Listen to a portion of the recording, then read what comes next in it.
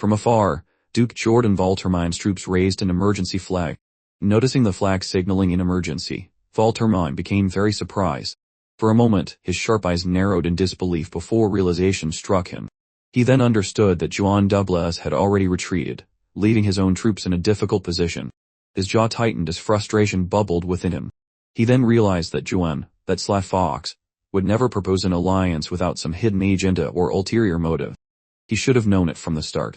In anger and frustration, Jordan Valtermine growled, "How dare Juan Douglas use me as an arrow shield?"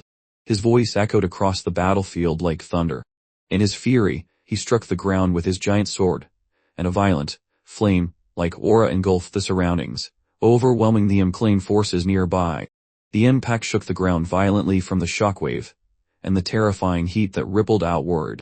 Sir Clayton's gravity magic was instantly cancelled. The air trembled. Dust and embers filled the space like a storm.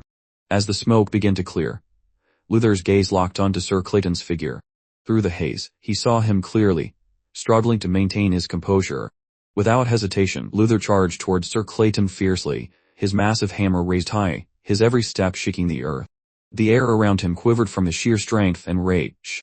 Sir Clayton, exhausted from maintaining a sixth-class spell for so long, could barely keep his body upright. His breath was ragged, and sweat poured down his face. When he saw the half-giant Luther charging toward him with murderous intent, fear flashed across his eyes. He knew he wouldn't be able to withstand that strike. But at that very moment, a radiant golden force suddenly appeared, stopping Luther's attack mid-swing. The golden light shone brightly, illuminating the battlefield. For an instant, seeing that golden force, Luther's eyes widened in shock. His hammer trembled under the opposing power. And then through the blinding glow, Logan appeared, standing firmly, defending Sir Clayton. Valtermine scoffed when he saw Logan. "You again," he said in irritation. "How did you get here so quickly? Weren't you fighting the storm sword, Wiccancalia?" Logan's calm eyes met Valtermine's blazing ones. "I don't know," he said simply. Wiccancalia had suddenly run off without looking back. Did something urgent come up? Hearing Logan's words, Valtermine glared intensely, his lips curling into a grim frown, but he said nothing in return. Inwardly, he thought to himself, "I hate to admit it, but Logan McLean is a troublesome opponent indeed." When his mind, however, was more concerned with other matters. Something far greater than just Logan. More concerning than Logan, he thought, is Prince Roma, who remains in the barracks.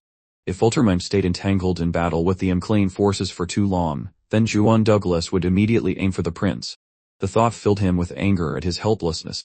Grinding his teeth in frustration, Valtermine raised his voice and ordered Luther to fall back. Then, with a commanding tone, he ordered all his troops to retreat at once. Logan, seeing this sudden withdrawal, shouted after them, "Do you think I'll just let you go?" His voice cut through the clamor of the battlefield. He raised his sword and ordered his troops to concentrate fire on the two transcendents. Explosions and flashes of light filled the air as projectiles rained down. Valtermine scoffed, calling them useless trash.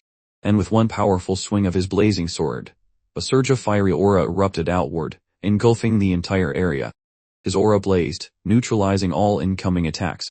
The flames burned bright and hot, devouring every magical projectile before they could even reach him.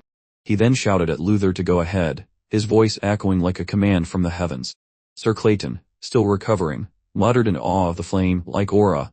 "All projectiles are meaningless."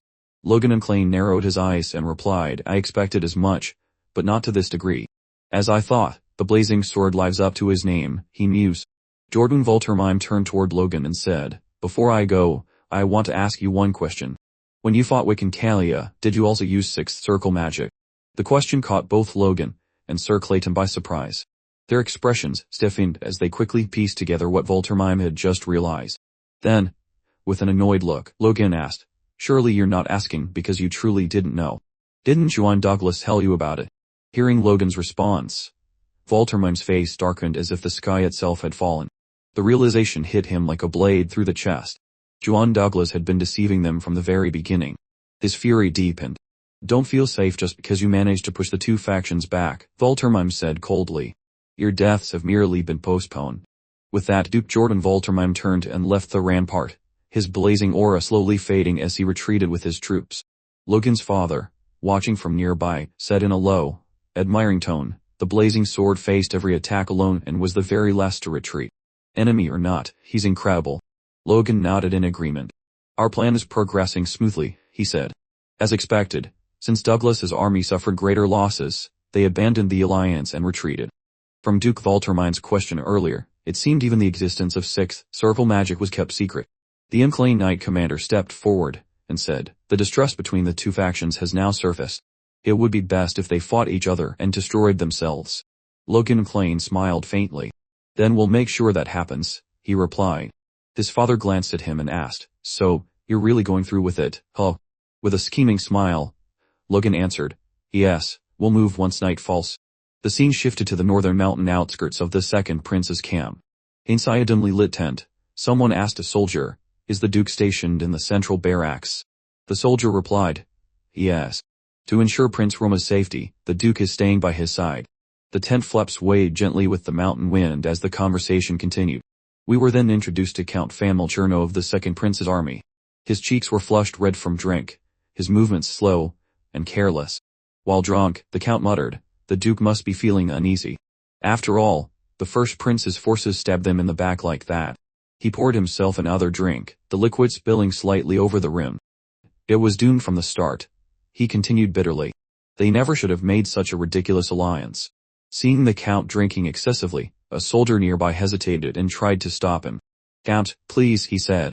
We're at war. You should take it easy on the drink. The Count's eyes narrowed with drunken irritation. Without warning, he threw the mug at the soldier's head, shouting, keep silent. Who are you to give orders to me? The mug struck the soldier hard, and he flinched in pain. Your duty is to make sure the enemy never breaches the walls. Perimeter, the Count shouted. Defend this outer wall at all costs. But suddenly, a soldier collapsed to the ground, lifeless. The Count's drunken haze cleared for a moment as shock took over. What? He muttered. I threw it lightly. What kind of knight collapses from that? Confusion and dread mixed in his eyes. Someone, he called out, his voice shaking, but there was no response from outside the tent. The silence was deafening. His heartbeat quickened. Why is no one answering? He whispered to himself as he stepped outside. What he saw made his blood run cold. All the soldiers who had been guarding the tent lay dead on the ground, their bodies motionless, their eyes staring blankly into nothingness. A truly terrifying sight. An assassination, the Count whispered, trembling. But these soldiers, they were elite knights. Who could have done this? Before he could react further, a shadowy figure emerged silently from behind him. Before the Count could even turn, a cold blade pierced through him from behind. The body stiffened, and blood spilled from his lips. The assassin leaned close and muttered, drinking on guard duty. No sense of vigilance at all. The Count collapsed lifelessly to the floor, as the assassin quietly vanished into the night. Some time later, the second prince was informed that there had been an intruder outside the barracks. A soldier, pale-faced and trembling, reported, Count Cherno and 5 elite knights were killed. Hearing that even the elite knights were slain, the second prince was struck with disbelief and fear. What in the world is happening? He asked, his voice unsteady as he looked to the Duke. Duke Valtermine's expression hardened. He asked the soldier, were there any witnesses? They say the intruder fled incredibly fast, as if they were riding on the wind itself. The moment he heard the word wind, and knowing that someone capable of killing 5 elite knights alone existed, Duke Valtermine's expression changed drastically. His instincts screamed danger. The second prince, terrified, asked, Duke, do you have any idea who it might be? Valtermine's thoughts raced. Wiccancalia or Logan Inclane. For now, there are 2 men, he muttered under his breath. But then, remembering Douglas's betrayal, his eyes hardened further. No, there's only one man. It must be the Storm Soar, Wiccancalia. Hearing the name of the transcendent warrior, the second prince trembled in fear. But Valtermine spoke firmly, do not worry, your highness. He turned to the soldier. Send for the top-tier knights at once. Make sure they're quick on their feet, and nimble. Yes, my lord. The soldier answered and hurried off. The second prince, still shaken, asked, what do you plan to do, Duke? Valtermine's gaze was cold and calculating. If we do nothing in response, he said, it will harm your highness's standing, of course, and it will damage the soldiers' morale. The prince clenched his fists.